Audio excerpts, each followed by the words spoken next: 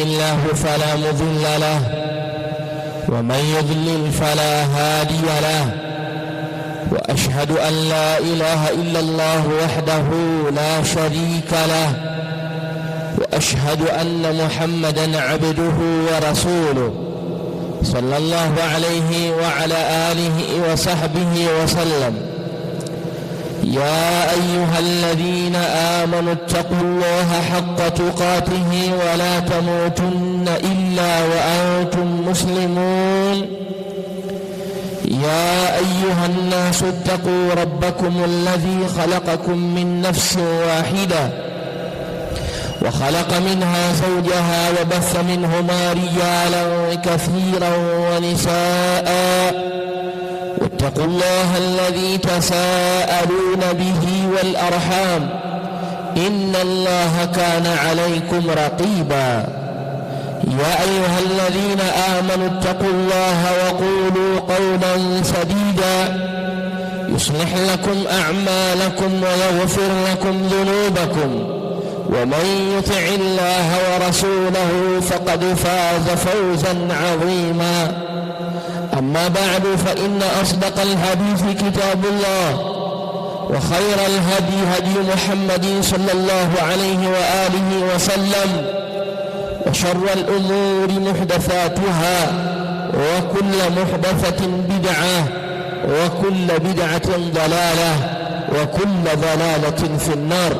أيها الناس عباد الله، إيوات وجه الله سبحانه وتعالى خلق الله تبارك وتعالى الإنسان وشرفه وعظمه وكرمه وعظمه على كثير ممن خلقنا تفضيلا.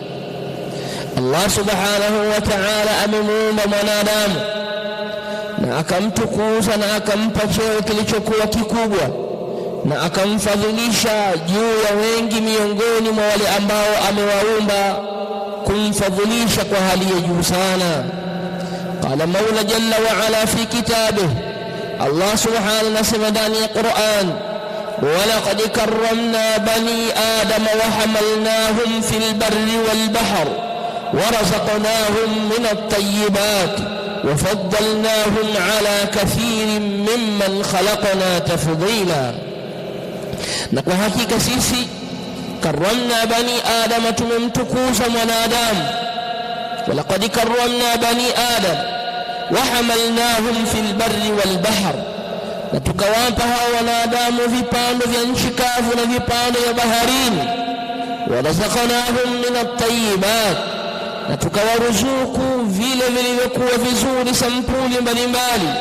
wafaddalnahum ala kathirin mimman khalaqna tafdila, na tukawafadhilisha hao wanadamu juu ya wengi katika viumbe, kuwafadhilisha kulikokuwa kukubwa. Allah subhanahu wa ta'ala katika aya hii anabainisha ya kwamba amemkirimu mwanadamu, amemtukuza mwanadamu kwa kumpa vitu vilivyokuwa bora tena vya sampuli mbalimbali. Miongoni mwa vitu hivyo Allah subhanahu wa ta'ala anasema, walaqad karramna bani adama wa hamalnahum fil barri wal bahr. Wanadamu wamekuwa leo hii wanapotembea nchi kavu, wanatembea juu ya vipando mbalimbali, wanapokuwa katika mabahari na katika mito na katika maziwa, wanatembea katika bahari hiyo kwa vipando mbalimbali, jambo ambalo halijawahi kufanywa na kiumbe yeyote asiyekuwa mwanadamu. Hii ni karamu min Allah lilinsan. Huu ni utukufu wa Allah subhanahu wa ta'ala kwa mwanadamu. Moja katika ikramu ya Allah kwa mwanadamu ni kumkirimu kwa kumruzuku vipando vya sampuli mbalimbali, ambavyo vipando hivyo anavitumia nchi kavu, sehemu ambayo hakuna maji, sehemu ambayo hakuna bahari, bali ni sehemu ya tambarare. Anaitumia mwanadamu kutembea na kutumia vipando. Sawa sawa watakuwa ni wanyama, sawa sawa watakuwa ni vyombo vingine ambavyo Allah subhanahu wa ta'ala amemruzuku navyo mwanadamu. Lakini pia warazaqnahum min at-tayyibat, na tukawaruzuku wanadamu sampuli mbalimbali ya vitu vizuri vizuri. Wanadamu wamekuwa wakila vyakula vilivyokuwa vizuri, vyakula vyenye afya kwa wao, jambo ambalo huwezi kuliona kwa wanyama, jambo ambalo huwezi kuliona kwa wadudu. Warazaqnahum min at-tayyibat, Allah kamaliza akasema wafaddalnahum ala kathirin mimman khalaqna tafdila. Fadhila hii imewashinda vingine wote katika viumbe. Fadhila hii na ubora huu umewashinda wengi katika viumbe, bali umehusishwa kwa mwanadamu pale ambapo alipofadhilishwa na haya mambo. Enyi waja wa Allah subhanahu, kwa ikramu hii ya Allah subhanahu juu ya mwanadamu, kwa ikramu hii ya kumtukuza Allah mwanadamu, i'tarada bihi iblisu alayhi la'natullah. Ikramu hii Iblisi alipinga kwa Allah subhanahu wa ta'ala, kuona Allah anamneemesha kiumbe ambaye amemuumba kutokamana na udongo wenye kuvunda, na hali ya kuwa yeye ameumbwa kutokamana na moto. Aliposema Iblis, araaitaka hadha alladhi karramta alayhi la in akhartani ila yawm alqiyamah la ahtanikanna dhurriyyatahu illa qalila. Ewe Allah, araaitaka, hivi unaonaje? Araaitaka, ukanionyesha huyu ambaye, araaitaka hadha alladhi karramta alayhi, hivi unaonaje ukanionyesha huyu ambaye umemneemesha na umemtukuza juu yangu mimi. La in akhartani, lau utanichelewesha mimi nikaishi muda mrefu, la ahtanikanna dhurriyyatahu illa qalila, kwa hakika nitakipoteza, nitakiangamiza kizazi chake isipokuwa watu wachache. Jambo hili Iblis alayhi la'natullah alipoliona kwa mwanadamu amekirimiwa kuwa ni mwenye kula vyakula vizuri vizuri, mwanadamu aliyemiminiwa sheria mbalimbali, mwanadamu aliyepewa riziki mbalimbali, Iblis alayhi la'natullah likamuingia katika moyo wake, akakutwa na husda, akamhusudu mwanadamu. Ndio mpaka leo hii Iblis anaendeleza kizazi chake cha chuki dhidi ya hawa wanadamu ambao Allah subhanahu wa ta'ala amewakirimu. Ndugu zangu katika imani, hebu jitazame ewe Abdullah, انظر ila nafsi kaifa karramaka Allah. Hebu itazame nafsi yako namna gani Allah subhanahu amekukirimu, amekuumba kwa maumbile yaliyokuwa mazuri, amekupa muonekano uliokuwa mzuri Allah subhanahu. Lakini pia Allah subhanahu wa ta'ala amekuruzuku kwa sampuli mbalimbali ya mazuri na mambo yenye kupendeza, mambo ambayo huwezi ukayaona kwa viumbe wengine wote katika hii dunia. Allah ya rabbil alamin, Allah subhanahu wa ta'ala anatuambia ndani ya Qur'an, laqad khalaqna al-insana fi ahsani taqwim. Lakini pia akasema wasawwarakum fa ahsana suwarakum, umbile lenu limekuwa ni umbile lililokuwa zuri. Allah subhanahu amelipamba umbile lenu limekuwa ni umbile lenye kupendeza, wasawwarakum fa ahsana suwarakum. Lakini pia Allah subhanahu wa ta'ala, alladhi khalaqaka, Allah subhanahu ndiye ambaye amekuumba, wasawwaraka, na amekupa sura mbalimbali, na amekupa muonekano uliokuwa mzuri, kila mmoja kwa nafasi yake. Wewe ulivyo haufanani na baba yako kwa asilimia zote, haufanani na ndugu yako yote kwa asilimia zote. Hii ni ishara ya Allah subhanahu ikramuhu alaina, ikram na utukufu wa Allah subhanahu wa ta'ala kwa sisi, kwa kutujalia maumbile yaliyokuwa mazuri. Hebu tazameni tunavyotembea sisi, tunatembea kwa kutumia miguu miwili, lakini pia tunatumia jambo la ulaji wa chakula kwa mikono yetu, mambo ambayo hauwezi ukayakuta kwa wanyama. Sura yetu sisi tulizo nazo ni tofauti na sura walizopewa wanyama, lakini pia namna ya utembeaji tulivyopewa sisi ni tofauti na walivyopewa wanyama, lakini pia ulaji wetu wa chakula ni tofauti na walivyopewa wanyama. Laqad khalaqna al-insana fi ahsani taqwim. Allah subhanahu amemkirimu mwanadamu kwa kumpa akili, amemkirimu mwanadamu kwa kumpa an-nutqu, kuweza kutamka maneno, kuweza kuwa na bayani katika maneno yake, kuweza kuwa ni muwasi katika mazungumzo yake. Hii ni karamu min Allah, ni utukufu wa Allah subhanahu aliyomkirimu nao mwanadamu. Allah subhanahu amekujalia akili wewe, amekujalia utamkaji, bali pia amekujalia at-tamayyuz. Unaweza kupambanua mambo, taarifu ad-dar min al-nafi', unaelewa kipi chenye kudhuru na kipi chenye manufaa. Taarifu almasalih min almafasid, unajua hichi kina manufaa na hichi kina mafsada. Yote haya ni karamu min Allah, utukufu wa Allah ambao kampa mwanadamu. Lakini sio hivyo ibadallah, karrama Allahu al-insana bi an ja'alahu khalifatan fil ardh. Allah subhanahu amemkirimu mwanadamu na kumtukuza, amemfanya yeye ndiye msimamizi kwenye ardhi hii, wakallafahu bi'imaratiha, na akamkalifisha huyu mwanadamu ndio aijenge hii ardhi. Wa ansha'akum fil ardhi wasta'marakum fiha, ni ndiye ambaye mnaimarisha hii ardhi ambayo ilikuwa zamani isiyokuwa na majengo, isiyokuwa na sura ya barabara za namna hii, isiyokuwa na miundo mbinu ya sampuli mbalimbali. Lakini Allah subhanahu akakirimu kwenu nyinyi, akawatukuzeni, akakufanyeni nyinyi ndio wasimamizi wa ardhi hii.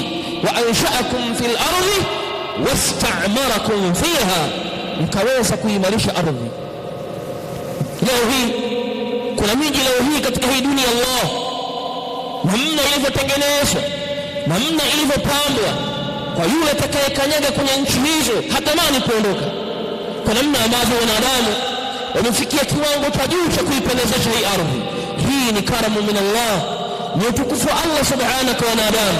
Lakini sio hivyo, enyi waja wa Allah subhanahu, wa min karamillahi ala al-insan, na katika ukarimu na utukufu wa Allah subhanahu juu ya wanadamu, an karamahu bil ilmi wat ta'lim, amemruzuku Allah subhanahu mwanadamu kuwa ni mtu ambaye mwenye ilmu, kuwa ni mtu mwenye kujifundisha ilmu. Wewe haujapewa kile ambacho umepewa mnyama, umepewa akili na umepewa ilmu, lakini pia umekuwa na nguvu ya kujifundisha ilmu hii. Ar-Rahman al-Quran khalaqa al-insan 'allamahu al-bayan.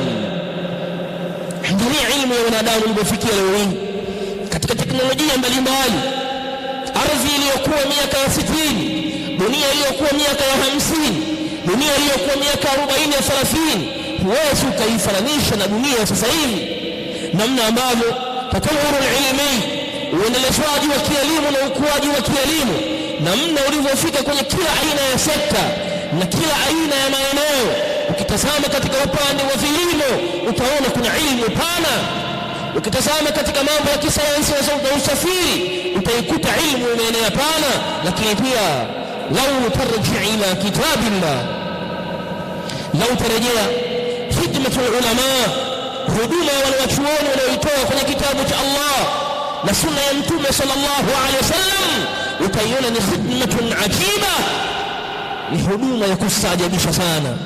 Namna ambavyo wale wachuoni wamekesha usiku, wamefunga safari kuweza kuyadadavua yaliyomo ndani ya maneno ya Allah na ndani ya sunna ya Mtume wa Allah sallallahu alaihi wasallam. La tara ajab al-ujab, utayaona mambo ya kustaajabisha. Hii ni karamu min Allah lil-insan, ukarimu wa Allah subhanahu kwa mwanadamu kwa kumjalia na elimu. Angalia upande wa mambo ya kibiashara, namna dunia ilivyofikia. Vitu vinavyotengenezwa leo hii ni vitu ambavyo haviingii kwenye akili kwamba mwanadamu anaweza kutafakari kwamba ni aweze kutengeneza kitu cha sampuli hii. Hii ni karamu min Allah, ni ukarimu wa Allah subhanahu na utukufu wa Allah subhanahu kwa huyu mwanadamu. Lakini lau tanzuruni ila karamillah, lau pia mtatazama utukuzaji wa Allah subhanahu wa ta'ala ala al-insan kwa mwanadamu, utaona Allah ya kwamba Allah tabaraka wa ta'ala amemdhalilishia mwanadamu huyu kila kilichomo ndani ya mbingu na ardhi.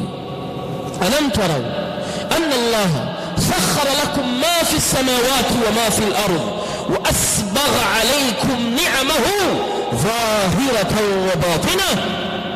Lau tatazama namna ambavyo Allah amevidhalilisha vyote vilivyomo mbinguni na vyote vilivyomo ardhini, wa asbagha alaykum ni'amahu, na ametawanya kwenu nyinyi sampuli mbalimbali za neema, dhahiratan wa batina, neema za wazi na neema zilizojificha. Hii ni karamu min Allah lil insan, utukufu wa Allah subhanahu kwa wanadamu. Yaliyomo mbinguni yote, leo hii tunasikia kuna watu wana uwezo wa kuitengeneza mvua. Lakini sio hivyo tu, wana uwezo wa kutengeneza jambo lolote katika ardhi hii kwa lengo la manufaa ya mwanadamu. Hii ni ishara ya kwamba Allah tabaraka wa taala amevidhalilisha vilivyo mbinguni. Wanafunga watu safari kuelekea sehemu za juu huko, lakini pia wanadamu hufikia kiwango cha kuweza kuchimba chini ya ardhi na kufikia matabaka mengi sana chini ya ardhi hii. Hii ni karamu min Allah litaskhirihi lilinsan. Lakini pia ibadallah, katika utukufu Allah subhanahu kumkirimu mwanadamu, Allah subhanahu wa ta'ala amemkirimu mwanadamu bijamii anwa'i al-kawinat au mukawinat, vyote vilivyo katika hii dunia Allah amemdhalilishia mwanadamu vyote. Allahu alladhi khalaqa as-samawati wal ardh wa anzala lakum min as-sama'i ma'an wa anzala min as-sama'i ma'an fa akhraja bihi min ath-thamarati rizqan lakum wa sakhkhara lakum al-fulka litajriya fil bahri bi amrihi wa sakhkhara lakum al-anhar وسخر لكم الشمس والقمر دائبين وسخر لكم الليل والنهار وآتاكم من كل ما سألتموه وإن تعدوا نعمة الله لا تحصوها إن الإنسان لظلوم كفار. samaki baharini, wanyama walio porini, kila aina ya viumbe leo hii vina uwezekano wa kushikwa na wanadamu. Ukilitazama jua, Allah subhanahu amelidhalilisha kwa wanadamu. Ukiutazama usiku, Allah subhanahu ameudhalilisha kwa wanadamu.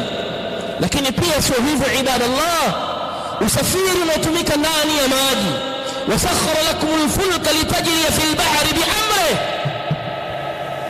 Angalieni vyombo vinavyotengenezwa baharini, zitazameni meli kubwa duniani zinazokanyaga kwenye maji. Hii ni taskhiru min Allah liibadihi, karamu min Allah, utukufu wa Allah subhanahu kwa wanadamu. Wanasafiri watu masafa ya miezi mitatu na wala hawadhuriki katika maji hayo. Wanasafiri watu masaa takriban 24 wakiwa juu ya anga na hawadhuriki. Hii ni karamu min Allah lilibad wal insan, ni karamu ya Allah subhanahu wa ta'ala kwa wanadamu.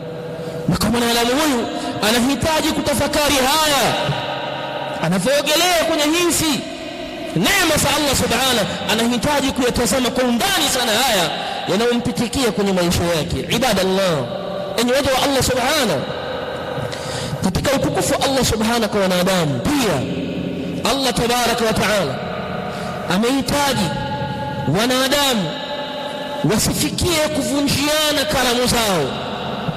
Ameyakataza mambo ambayo yanapelekea hawa wanadamu kuvunja na kuharibu na kunyongesha utukufu ambao Allah subhanahu wa ta'ala ameuweka kwa wanadamu, kama vile jambo la ihtiqar wal istihza wal ihana, jambo la kudharauliana, jambo la kufanyiana misaha na kukebehiana, lakini pia jambo la kunyongeshana na kurogoshana.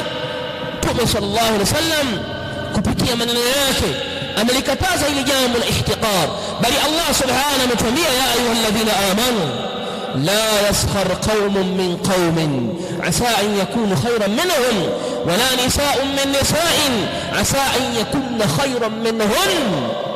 asifikie mtu akamdharau mwingine. Ninyi wote nyinyi min adama wa adama min turab.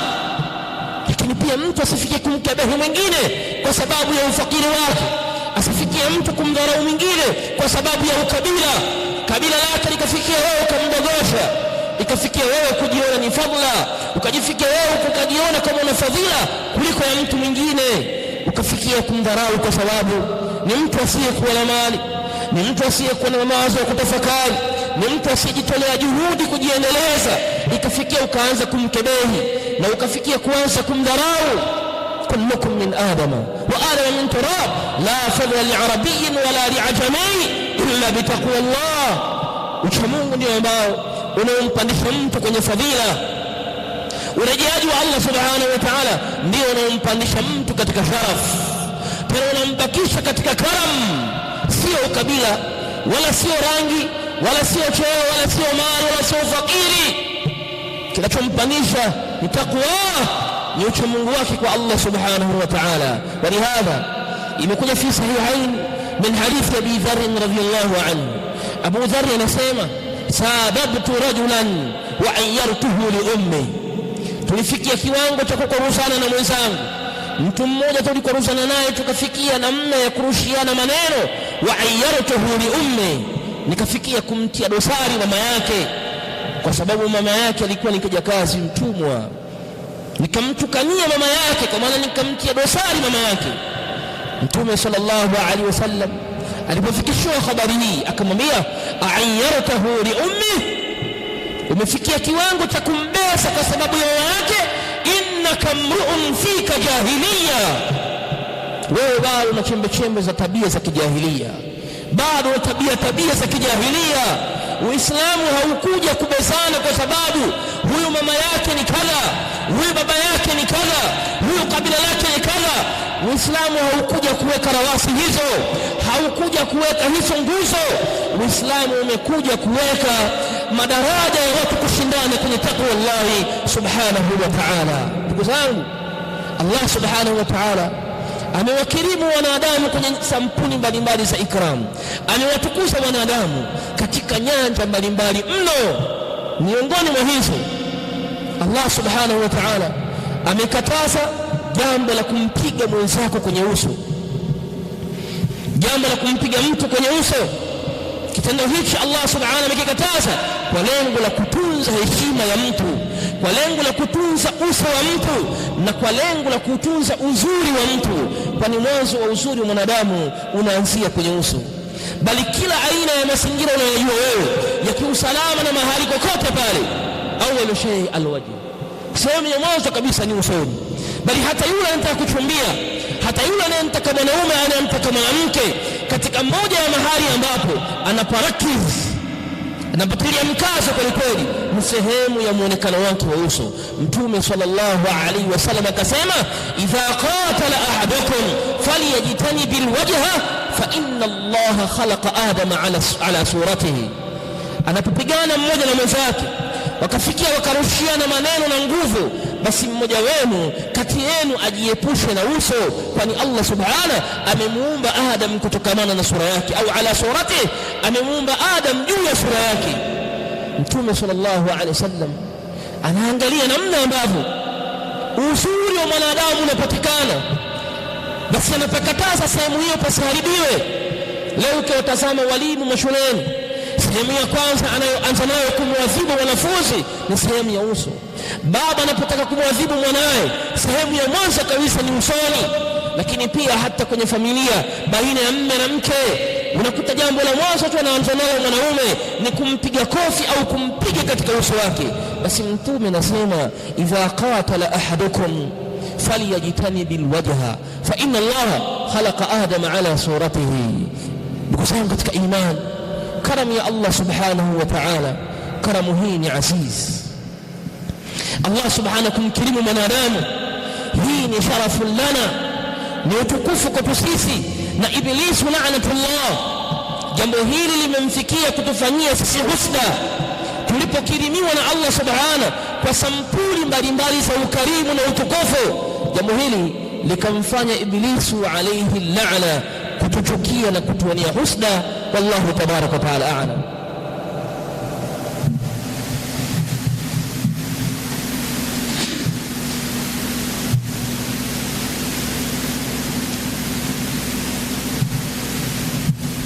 القرآن خلق الإنسان علمه البيان. Angalia ilmu ya wanadamu ilipofikia leo hii katika teknolojia mbalimbali. Ardhi iliyokuwa miaka ya 60, dunia iliyokuwa miaka ya 50, dunia iliyokuwa miaka 40 na 30, huwezi ukaifananisha na dunia sasa hivi. Namna ambavyo tatawuru ilmi, uendelezwaji wa kielimu na ukuaji wa kielimu, namna ulivyofika kwenye kila aina ya sekta na kila aina ya maeneo. Ukitazama katika upande wa vilimo utaona kuna ilmu pana. Ukitazama katika mambo ya kisayansi na usafiri utaikuta ilmu imeenea pana. Lakini pia lau tarji ila kitabillah, lau tarejea khidmatul ulama, huduma ya wanachuoni walioitoa kwenye kitabu cha Allah na sunna ya Mtume sallallahu alaihi wasallam, utaiona ni khidmatun ajiba, ni huduma ya kustaajabisha sana. Namna ambavyo wanachuoni wanakesha usiku wamefunga safari kuweza kuyadadavua yaliyomo ndani ya maneno ya Allah na ndani ya sunna ya mtume wa Allah sallallahu alaihi wasallam, yatara ajaba al-ujab, utayaona mambo ya kustajabisha. Hii ni karamu min Allah lil-insan, ukarimu wa Allah subhanahu wa ta'ala kwa kumjalia na elimu. Angalia upande wa mambo ya kibiashara, namna dunia ilivyofikia. Vitu vinavyotengenezwa leo hii ni vitu ambavyo haviingii kwenye akili kwamba mwanadamu anaweza kutafakari kwamba ni aweze kutengeneza kitu cha sampuli hii. Hii ni karamu min Allah, ni ukarimu wa Allah subhanahu na utukufu wa Allah subhanahu kwa huyu mwanadamu. Lakini lau tanzuruni ila karamillah, lau pia mtatazama utukuzaji wa Allah subhanahu wa ta'ala ala al-insan, kwa mwanadamu, utaona ya Allah ya kwamba Allah tabaraka wa ta'ala amemdhalilishia mwanadamu huyu kila kilichomo ndani ya mbingu na ardhi. Alam taraw anna Allah sakhkhara lakum ma fi as-samawati wa ma fi al-ard wa asbagha alaykum ni'amahu zahiratan wa batinah. Lau tatazama namna ambavyo Allah amevidhalilisha vyote vilivyomo mbinguni na vyote vilivyomo ardhini, wa asbagha alaykum ni'amahu, na ametawanya kwenu nyinyi sampuli mbalimbali za neema, dhahiratan wa batina, neema za wazi na neema zilizojificha. Hii ni karamu min Allah lil insan, utukufu wa Allah subhanahu wa ta'ala yaliyomo mbinguni yote. Leo hii tunasikia kuna watu wana uwezo wa kuitengeneza mvua, lakini sio hivyo tu, wana uwezo wa kutengeneza jambo lolote katika ardhi hii kwa lengo la manufaa ya mwanadamu. Hii ni ishara ya kwamba Allah tabaraka wa taala amevidhalilisha vilivyo mbinguni. Wanafunga watu safari kuelekea sehemu za juu huko, lakini pia wanadamu hufikia kiwango cha kuweza kuchimba chini ya ardhi na kufikia matabaka mengi sana chini ya ardhi hii. Hii ni karamu min Allah litaskhirihi lil-insan. Lakini pia ibadallah, katika utukufu Allah subhanahu kumkirimu mwanadamu, Allah subhanahu wa ta'ala amemkirimu mwanadamu bijamii anwa'i al-kawnat al-mukawwinat, vyote vilivyomo katika hii dunia Allah amemdhalilishia mwanadamu vyote. Allahu alladhi khalaqa as-samawati wal-ardh wa anzala lakum min as-sama'i ma'an wa anzala min as-sama'i ma'an fa akhraja bihi min ath-thamarati rizqan lakum wa sakhkhara lakum al-fulka litajriya fi al-bahri bi amrihi wa sakhkhara lakum al-anhar وسخر لكم الشمس والقمر دائبين وسخر لكم الليل والنهار وآتاكم من كل ما سألتموه وإن تعدوا نعمة الله لا تحصوها إن الإنسان لظلوم كفار. samaki baharini, wanyama walio porini, kila aina ya viumbe leo hii vina uwezekano wa kushikwa na wanadamu. Ukilitazama jua, Allah subhanahu amelidhalilisha kwa wanadamu. Ukiutazama usiku, Allah subhanahu amelidhalilisha kwa wanadamu. Lakini pia sio hivyo ibadallah, usafiri unaotumika ndani ya maji, wasakhara lakumul fulka litajriya fil bahri biamrihi. Angalieni vyombo vinavyotengenezwa baharini, zitazameni meli kubwa duniani zinazokanyaga kwenye maji. Hii ni taskhiru min Allah liibadihi, karamu min Allah, utukufu wa Allah subhanahu wa mwanadamu. Wanasafiri watu masafa ya miezi mitatu na wala hawadhuriki katika maji hayo. Wanasafiri watu masaa takriban 24 wakiwa juu ya anga na hawadhuriki. Hii ni karamu min Allah lilibad wal insan, ni karamu ya Allah subhanahu wa ta'ala kwa mwanadamu. Na kwa mwanadamu huyu anahitaji kutafakari haya, anavyogelea kwenye hizi neema za Allah subhanahu, anahitaji kuyatazama kwa undani sana haya yanayompitikia kwenye maisha yake. Ibadallah, enyi waja wa Allah subhanahu, katika utukufu Allah subhanahu kwa wanadamu pia Allah tabaraka wa taala amehitaji wanadamu wasifikie kuvunjiana karamu zao. Ameyakataza mambo ambayo yanapelekea hao wanadamu kuvunja na kuharibu na kunyongesha utukufu ambao Allah subhanahu wa ta'ala ameuweka kwa wanadamu, kama vile jambo la ihtiqar wal istihza wal ihana, jambo la kudharauliana, jambo la kufanyiana mizaha na kukebehiana, lakini pia jambo la kunyongeshana na kurogoshana. Mtume sallallahu alaihi wasallam kupitia maneno yake amelikataza hili jambo la ihtiqar, bali Allah subhanahu ametuambia ya ayyuhalladhina amanu la yaskhar qaumun min qaumin asa an yakunu khayran minhum wala nisaa'un min nisaa'in asa an yakunna khayran minhun. Asifikie mtu akamdharau mwingine. Nyinyi wote nyinyi min adama wa adama min turab. Lakini pia mtu asifikie kumkabahi mwingine kwa sababu ya ufakiri wake, asifikie mtu kumdharau mwingine kwa sababu ya ukabila, kabila lake likafikia wewe kumdogosha, ikafikia wewe kujiona ni fadhila, ukajifikia wewe ukajiona kama una fadhila kuliko ya mtu mwingine, ukafikia kumdharau kwa sababu ni mtu asiyekuwa na mali, ni mtu asiyekuwa na mawazo ya kutafakari, ni mtu asiyejitolea juhudi kujiendeleza, ikafikia ukaanza kumkebehi na ukafikia kuanza kumdharau.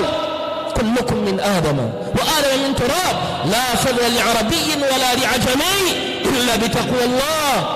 Uchamungu ndio ambao unaompandisha mtu kwenye fadhila, urejeaji wa Allah subhanahu wa ta'ala ndio unaompandisha mtu katika sharaf, tena unambakisha katika karam, sio ukabila wala sio rangi wala sio cheo wala sio mali wala sio fakiri.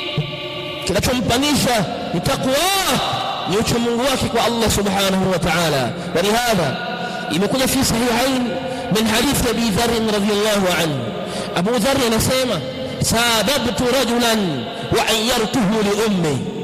Tulifikia kiwango cha kukorusana na mwenzangu, mtu mmoja tulikorusana naye tukafikia namna ya kurushiana maneno. Wa ayyartuhu li ummi, nikafikia kumtia dosari mama yake, kwa sababu mama yake alikuwa ni kijakazi mtumwa.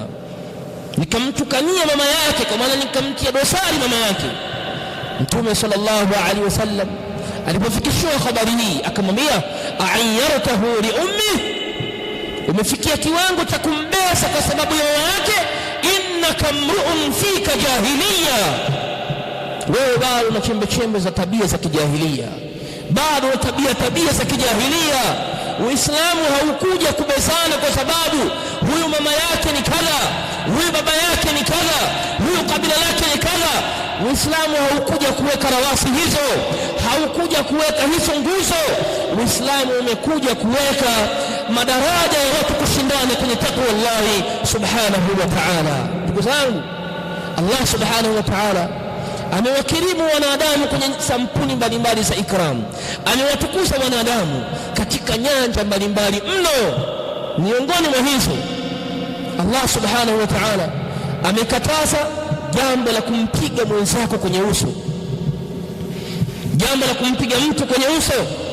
Kitendo hichi Allah subhanahu amekikataza kwa lengo la kutunza heshima ya mtu, kwa lengo la kutunza uso wa mtu, na kwa lengo la kutunza uzuri wa mtu, kwani mwanzo wa uzuri wa mwanadamu unaanzia kwenye uso.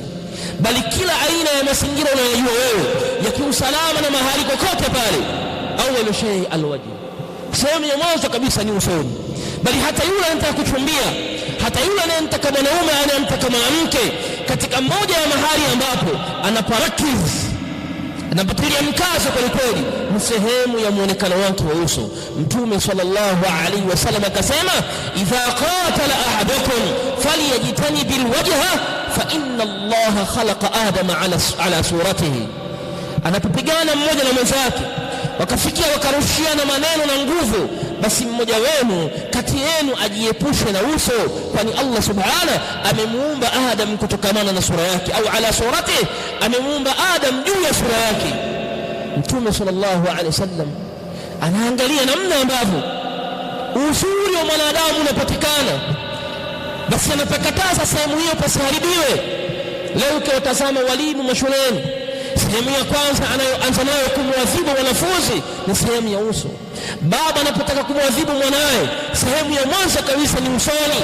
Lakini pia hata kwenye familia baina ya mume na mke, unakuta jambo la mwanzo tu anaanza nalo mwanaume ni kumpiga kofi au kumpiga katika uso wake. Basi Mtume anasema idha qatala ahadukum falyajtanib alwajha fa inna Allaha khalaqa Adama ala suratihi. Ndugu zangu katika imani, karam ya Allah subhanahu wa ta'ala, karamu hii ni aziz.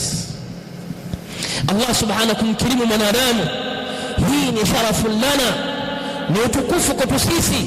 Na Iblisu la'natullah, jambo hili limemfikia kutufanyia sisi husda tulipokirimiwa na Allah subhanahu kwa sampuli mbalimbali za ukarimu na utukufu. Jambo hili likamfanya Iblisu alayhi la'na kutuchukia na kutuania husda. Wallahu tabaraka wa taala a'lam.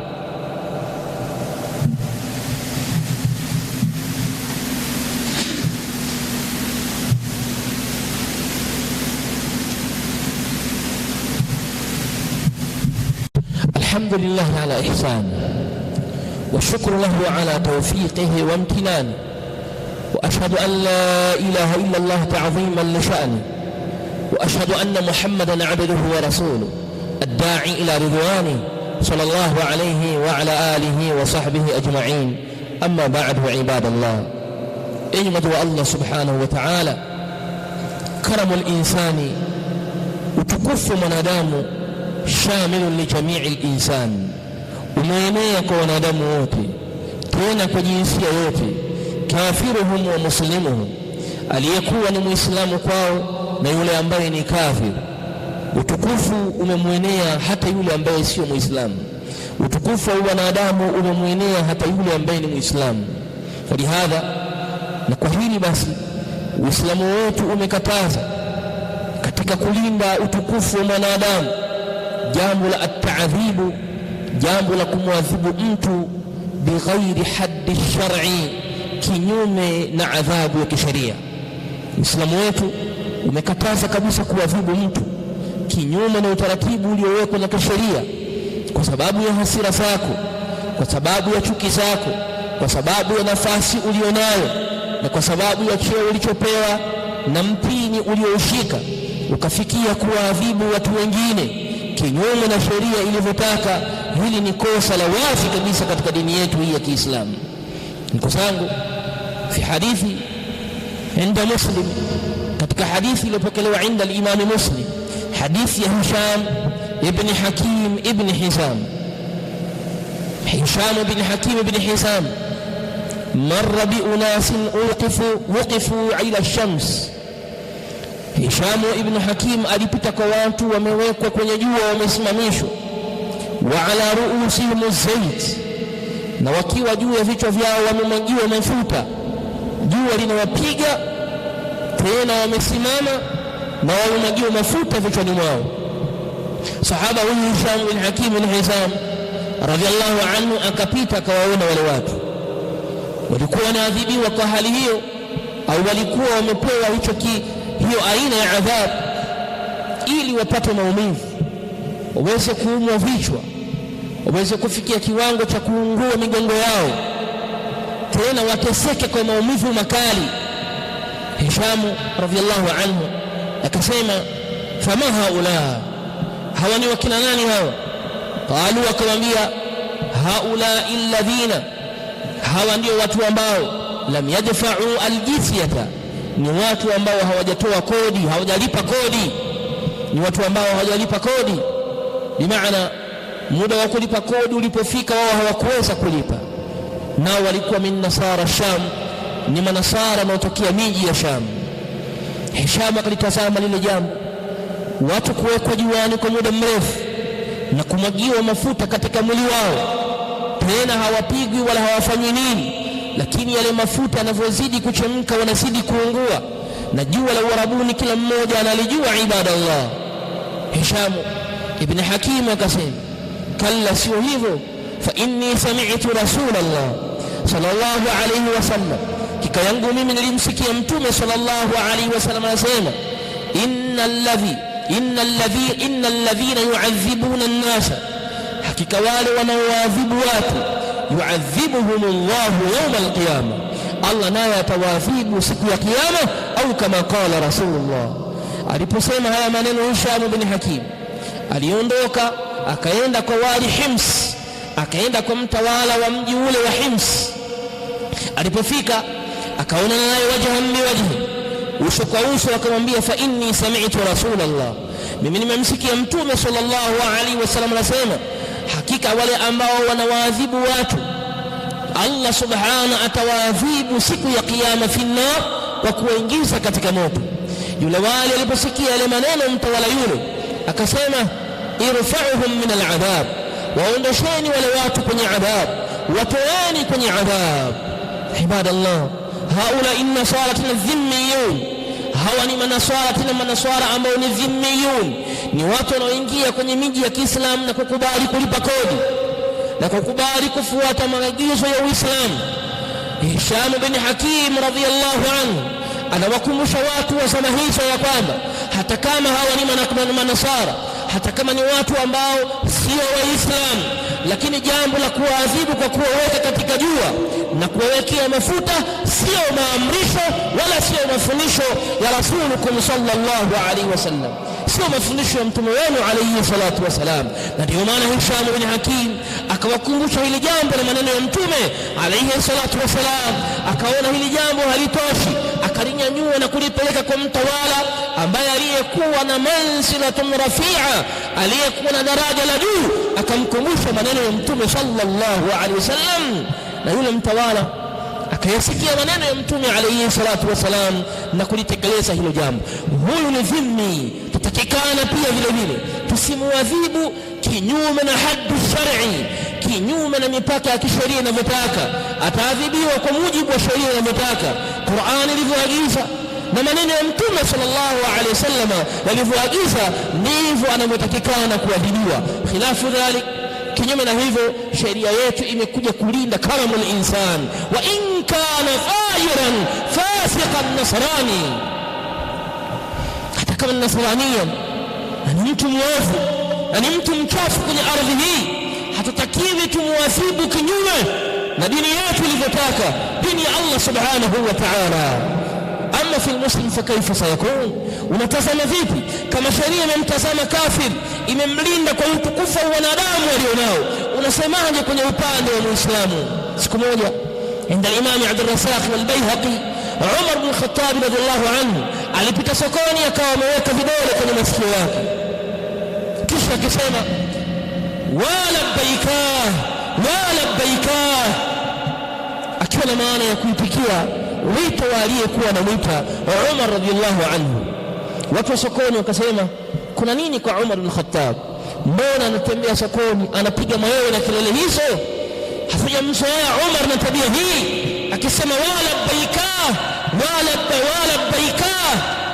Mtu mmoja akawaambia, mmoja katika watawala, mmoja katika viongozi walioondoka na jeshi kwenda katika vita, kiongozi huyo alipofika maeneo ambayo maeneo hayo walikuta mbele yao kuna bahari, yule kiongozi, lile bahari lilikuwa halina daraja wala hawakuwa na kipando chochote cha kuwavusha kwenye lile bahari.